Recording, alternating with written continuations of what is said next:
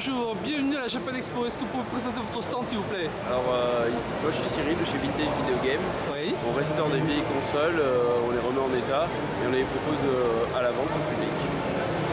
Et donc sur le principe, le rétro gaming c'est super quoi. On achète les vieilles consoles de notre enfance et là vous vous faites plaisir parce que là c'est dans des vieilles consoles soit qu'on a vendu qui ne marchait plus là, on peut se faire plaisir quoi. Le rétro gaming c'est un marché qui est en plein essor.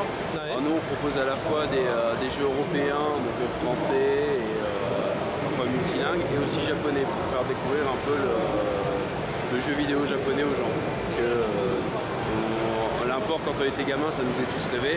On voyait les jeux sortir un an avant au Japon et après des fois on les avait pas et parfois ils sortaient quand même chez nous.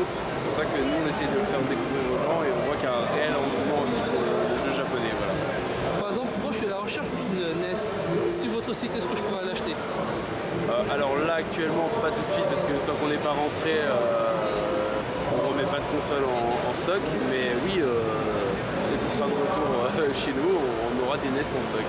Et quelle est la fourchette de prix d'une NES? Alors nous une NES chez nous vous la trouvez entre 50 et 60 euros, ça dépend de l'état de la coque. Ouais mais c'est raisonnable. C'est notre prix en fait. Le prix du marché est supérieur. Je sais pas trop, nous c'est notre prix actuel et en plus la NES on la modifie. On rajoute une nouvelle sortie vidéo qui permet de la faire tourner aussi sur tout ce qui est écran LED parce que bon, avoir deux écrans à la télé c'est parfois compliqué à la maison. Est-ce que vous pouvez rappeler l'adresse de votre site s'il vous plaît? Alors vintagevideogame.fr. Ok. Et donc là, qu'est-ce que vous en pensez de la PS4? Vu que prochainement, plus tard, ça sera une rétro gaming, c'est une ancienne, mais... Alors moi, j'ai rien contre la next-gen en particulier, sauf que ça serait bien peut-être d'avoir de nouvelles licences, peut-être de ressortir certaines licences du passé qui ont très bien marché, par exemple chez Sony, les Ratchet & Clank, Medieval, Crash Bandicoot, des licences qu'on n'a pas vues depuis très longtemps. Au lieu de nous ressortir le remake du remake du remake, ce serait peut-être pas mal de voir des nouvelles choses. Et question très importante, qu'est-ce que vous en pensez de la Retron? Alors la Retron 5, je sais qu'elle a fait pas mal de vagues.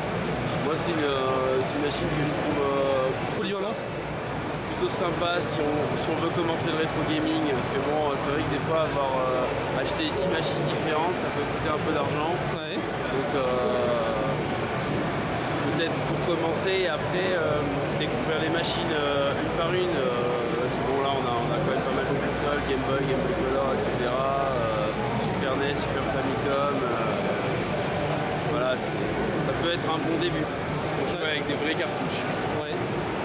Okay. Et un message aux gens qui vous reconnaîtront, aux fans de rétro gaming, un petit message perso à votre sœur?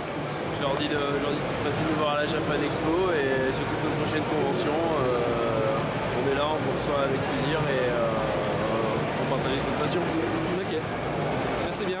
Merci.